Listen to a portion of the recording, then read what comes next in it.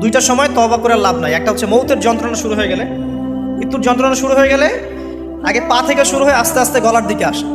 হাদিসে যেমনটা এসেছে, সূরা ওয়াকিয়ার মধ্যেও আছে যে পায়ের দিক থেকে যন্ত্রণা শুরু হয়ে আস্তে আস্তে আস্তে আস্তে এই গলার দিকে আসে, এবং আত্মাটা গলার এখানে যখন চলে আসে, এখান থেকে মালাকুল মউত আত্মাটাকে নিয়ে চলে যায়।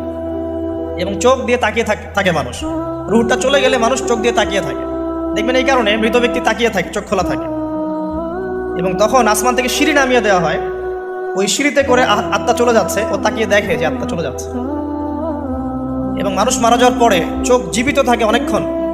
মেডিকেল সায়েন্স যারা পড়েছে তাদেরকে জিজ্ঞাসা করবে, মানুষ ডেড হয়ে গেলেও চোখ দেখবেন আরও কয়েক ঘন্টা, হয়তো আরও নির্দিষ্ট একটা সময় পর্যন্ত চোখটা কিন্তু জীবিত থাকে। এই জন্যে চোখ বন্ধ করে দিতে হয়। যাই হোক, যেটা বলছিলাম যে মৌতের যন্ত্রণা শুরু হয়ে গেলে তওবা করে লাভ নাই, তওবার দরজা বন্ধ। আর পশ্চিম দিক থেকে সূর্য উঠে গেলে তওবা করে লাভ নাই, তওবার দরজা বন্ধ।